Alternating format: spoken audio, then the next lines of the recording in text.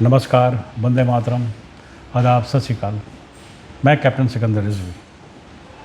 मैं काफ़ी समय के बाद आप लोगों के प्रत्यक्ष आया हूँ और बहुत सारे मुद्दे हैं, बहुत सारी अभी आप लोग देख रहे हैं हालात हुए हैं।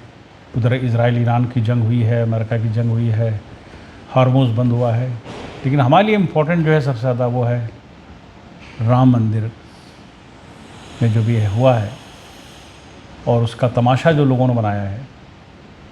बहुत सारे मंदिरों में भारत के इस तरह की चीज़ें हुई हैं, लेकिन जिस तरह से राम मंदिर को उछाला गया है, वो ख़ास करके जितने भी ये ग्रुप कह लीजिए या पार्टियां कह लीजिए, चाहे वो इंडिविजुअल हों, चाहे वो अखिलेश यादव हों, चाहे वो कांग्रेस के लीडर हों और चाहे वो राहुल गांधी हों, चाहे सलमान खुर्शीद हों, इन सब ने को मौका मिला है, उन्होंने उछालना शुरू कर दिया। इसी तरह उसमें ममता बनर्जी भी हैं, राम मंदिर ये, राम मंदिर वो, ये चोरी, ये चोर, ये चोर। ये जांच का विषय है और जांच के बाद पता चले कि हुआ क्या है। अक्सर ये होता है कि छोटे स्तर के ऊपर होता रहता है, बड़ों को पता ही नहीं चलता है। अब जैसे मैं पर्सनली चंपत राय जी को जानता हूँ, आज से नहीं जानता हूँ, मैं राम मंदिर आंदोलन से जुड़ा रहा हूँ, इसलिए मैं अच्छे से जानता हूँ किस तरह उन्होंने कैसा त्याग दिया है। ये हुए अब अशोक सिंघल जी हुए, स्वर्गीय अशोक सिंघल जी हुए हैं, और गुरुवर महंत अवैधनाथ जी हुए, और मैं वो दौर कभी नहीं भूलूँगा जो पूजनीय रामचंद्र दास परमहंस जी, वो 30 जुलाई 2003 को वो ब्रह्मलीन हो गए। लेकिन वो समय मेरा बहुत आना जाना हुआ करता था राम मंदिर आंदोलन के दौर में, और मैंने देखा कि किस तरह से इन लोगों ने चाहे रूखा सूखा खाया हो। अब लोग कहते रहे था इतना चढ़ावा आ रहा, इतना पैसा आ रहा, लेकिन जो उस मिशन के अंदर थे, जो त्याग दे रहे थे, उसे कितने लोगों ने देखा। बल्कि अखिलेश ने जिस तरह की बात करी है, या कांग्रेस के राहुल गांधी ने, इनको मौका मिल गया इस तरह उसको शीशा लेदर करने की कोशिश की गई है। ज़रा गिरबान में झाँक करके देखें क्या किसने क्या किया। मुझे अच्छे से याद है, मैं पढ़ता रहता हूँ, 11 मई 1951 को सोमनाथ मंदिर का जीर्णोद्वार हुआ, प्राण प्रतिष्ठा हुई, और उसमें उस समय के तत्कालीन हमारे गृह मंत्री लौह पुरुष सरदार पटेल जी ने इन्विटेशन दिया, जिसमें राष्ट्रपति को जाना था, प्रधानमंत्री को जाना था। प्रधानमंत्री जवाहरलाल नेहरू थे, राष्ट्रपति बाबू राजेंद्र प्रसाद हुआ करते थे। और जिस दिन प्रोग्राम था 11 तारीख को 10 की रात में जवाहरलाल नेहरू भागे भागे पहुँचे और जाकर उन्होंने राष्ट्रपति जी से कहा कि ये क्या कर रहे हैं आप, क्योंकि हमने जो ये बुना है, ये जो एक भारत की रचना हुई है, ये एक सेकुलर कंट्री का है, यहाँ पे आप मंदिर में जाएंगे तो मैसेज गलत जाएगा। और भरसक कोशिश करी उन्होंने कि बाबू राजेंद्र प्रसाद जी सोमनाथ मंदिर के प्राण प्रतिष्ठा में सम्मिलित ना हों। काफ़ी बहस हुई है और रिकॉर्डेड है ये हवा में बातें नहीं है, लोग भूल जाते हैं। कांग्रेस के थे प्रधानमंत्री, आपके लिए मंदिरों से कोई मतलब नहीं था और वो आस्था का केंद्र था, लेकिन बाबू राजेंद्र प्रसाद जी ने सुना नहीं, राष्ट्रपति गए, प्राण प्रतिष्ठा हुई। तो ये चीज़ें क्या हम भूले हैं? आपकी वही सरकार थी, 1957 के अंदर बिल भी पास हुआ था, पार्लियामेंट के अंदर लाया गया था कि साहब जो तारीख है, हमारा जो अंग्रेज़ी तारीख है, वो अंग्रेज़ी तारीख नहीं होगी, अब जो होगी शत संवत से होगी।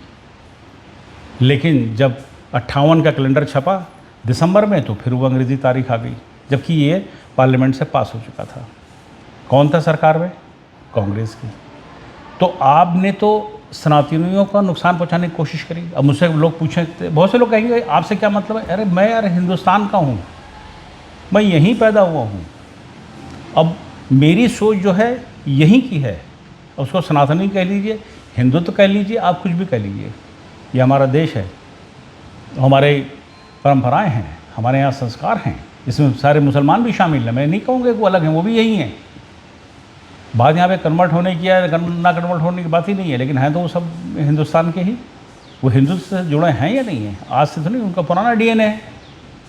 लेकिन अगर आप देखिए कि इनको कोई मौका नहीं, मतलब चूकते हैं ये लोग कि उसकी छीछा लेदर करते हैं, बदनाम करते हैं, चोर बनाते हैं। वो क्या नाम उनका, आम आदमी पार्टी के मेंबर पार्लियामेंट संजय सिंह जी ने पिछले दफ़े क्या संजय सिंह ने इन पे श्री चंपत राय जी पे लगाया था इल्ज़ाम, वो पार्किंग की ज़मीन के ख़रीदने में। कितनी गंदी बात करी थी, मैं उस पर बोला था काफ़ी, क्योंकि जिनको ये करना होता है, कुछ लोग अलग ही होते हैं, वो अलग ही होते हैं।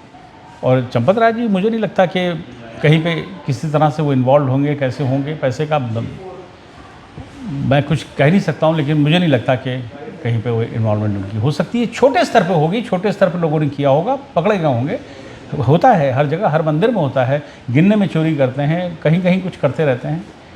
लेकिन जिस ढंग के लांछन ये लगा रहे हैं, कांग्रेस के हों चाहे समाजवादी पार्टी के लोग हों, टीवी पर बैठ बैठ करके, उनको रत्ती भर भी संकोच नहीं है कि आप सनातन को बदनाम कर रहे हो, आप उस मंदिर को बदनाम कर रहे हो जिसकी एक लंबी लड़ाई लड़ी गई है, उसमें हज़ारों लोगों की कुर्बानियाँ हैं। हमें याद है मुलायम सिंह जी उस ज़माने में मुख्यमंत्री थे, उन्होंने गोली चलवा दी थी, कार सेवकों पर कितने मरे थे उसी राम मंदिर आंदोलन में, अखिलेश के पिताजी थे। तो ये सब चीज़ें हम लोग हिंदुस्तानियों में एक बड़ी एक अदा है, हम भूल बहुत जल्दी आते हैं। मैंने बताया ना कि 51 से ही शुरू हो गया था।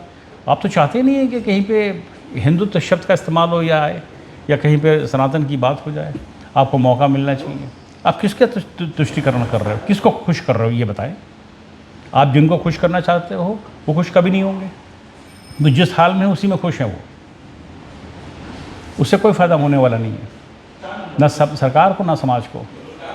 और सबको मेन धारा में जुड़ना ही पड़ेगा।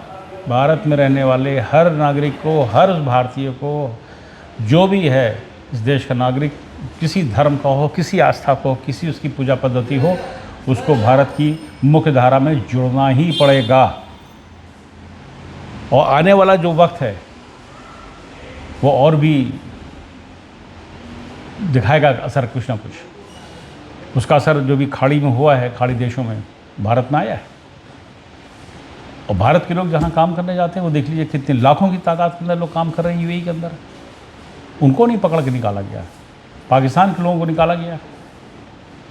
तो हमने जो अपना वहाँ पर एक विदेशों में एक भारतीयता का और जो एक हिंदुस्तानी होने का जो हमने एक अपनी मिसाल कायम करी है, वो आप लोग अपने देश में रह के इसको बटिया मेट कर रहे हैं। और बाहर की एजेंसियाँ इस चीज़ को लेती हैं और उसको उछालती हैं।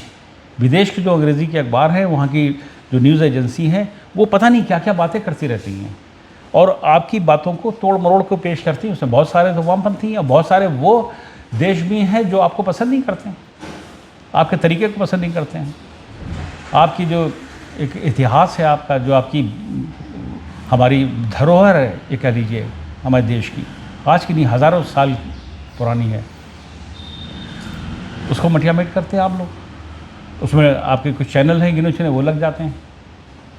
आप मंदिर में इतना उसको उछालेंगे जिसके लिए लड़ाइयाँ लड़ी गई हैं, कितनी कुर्बानी दी गई, कितनी वो समझ सकते हैं जो उसमें शामिल हुए थे। मैं जानता हूँ, मैंने अपनी आँख से देखा है। और बहुत लोगों ने हमसे उस समय भी हमारे विरोधी थे और आज भी हैं बहुत सारे विरोधी, उसकी मुझे रत्ती भर भी परवाह नहीं है। हम तो कह रहे थे ना कि 2.5 युद्ध में, हमारे सीरियस साहब कहते थे विपिन रावत जी कि हम 2.5 युद्ध से ग्रस्त हैं। एक दुश्मन हमारा बैठा है उत्तर की तरफ, एक दुश्मन बैठा है हमारा पश्चिम की तरफ, अब हो गया पूरब की तरफ भी, बांग्लादेश भी उसी लाइन पर आ गया है। तो हमें इन सब चीज़ों से भी लड़ना है। हम इन बातों में उलझे हुए हैं। आप लोगों के पूरा टीवी चैनल जो हैं वो मंदिर पे लगाए दे रहे हैं।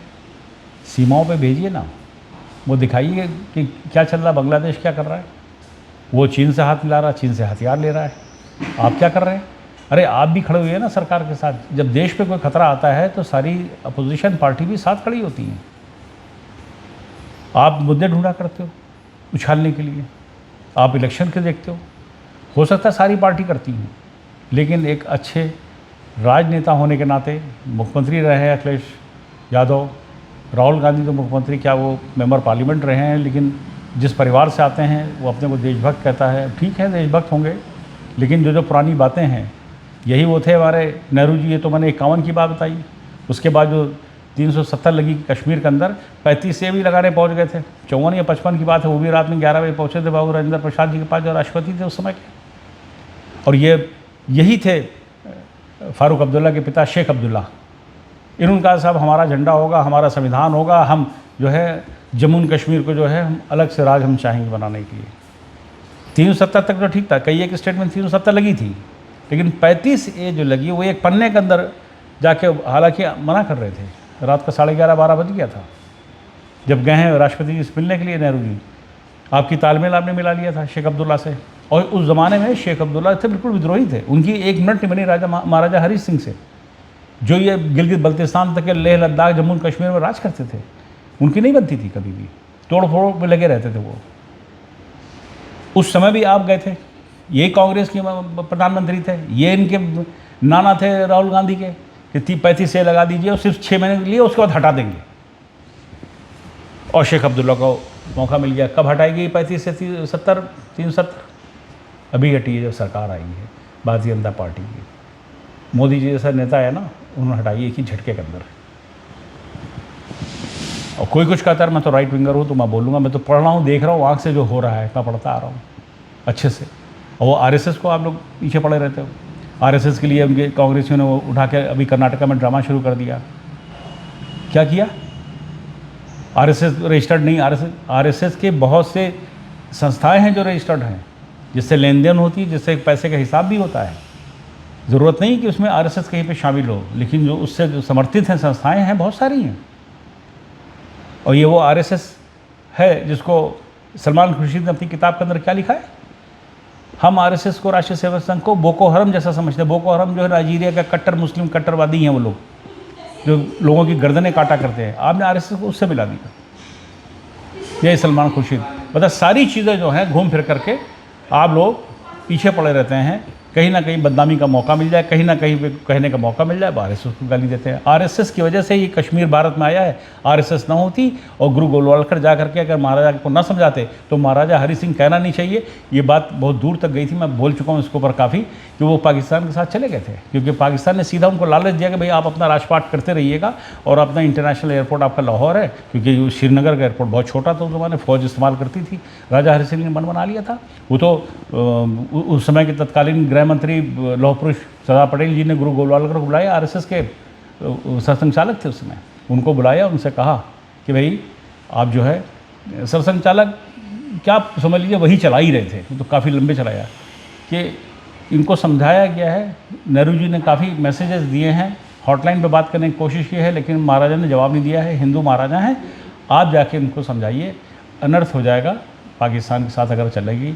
ये डोगरा लोग और ये वहाँ के जो कश्मीरी पंडित हैं अगर ये पाकिस्तान में चले गए तो बहुत ही अनर्थ होगा। वहाँ से ट्रेनें भर भर के आ रही है लाशों की पाकिस्तान से। और ये अक्टूबर का महीना था, 11-12 अक्टूबर 1947, 2 महीने हो चुके थे पार्टीशन हुए हुए। गुरु गोलवालकर आए, मिले गृह मंत्री जी से, उसके बाद निकल गए महाराज से मिलने के लिए जम्मू। और महाराज जो थे हरि सिंह जी वो जम्मू में थे उस समय। 2 दिन तक के उनसे मंत्रणा हुई है। गुरु गोलवालकर जी ने उनको समझाया, ये आरएसएस के सरसंघचालक ने उनको समझाया कि ऐसा ना करिए। आखिर में महाराजा मान गए, वरना कांग्रेसियों को उन्होंने सुनी नहीं थी। जवाहरलाल नेहरू का फ़ोन उठाना बंद कर दिया था, वो हॉटलाइन में होती थी उस ज़माने में, बात ही नहीं हो पा रही थी, उन्होंने बात ही करना बंद कर दी। तो मन बना चुके थे कि पाकिस्तान के साथ जा रहे हैं, अगर गुरु गोलवालकर समय से ना पहुँचते तो भारत में विलय ना होता इस जम्मू कश्मीर का।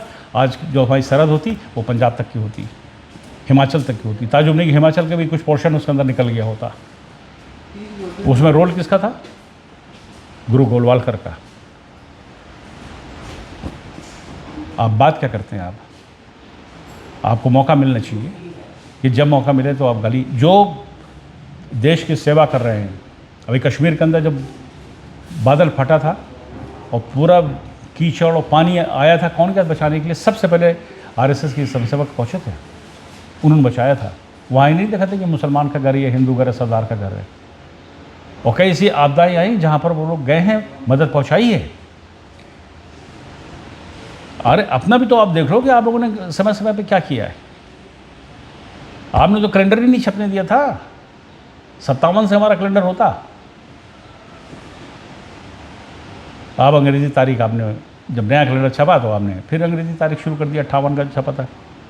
ये रिकॉर्डेड है जो मैं बोल रहा हूँ, हवा में कोई बात नहीं है। इन लोगों को चुप होना चाहिए, ज़्यादा उछालने की ज़रूरत नहीं है।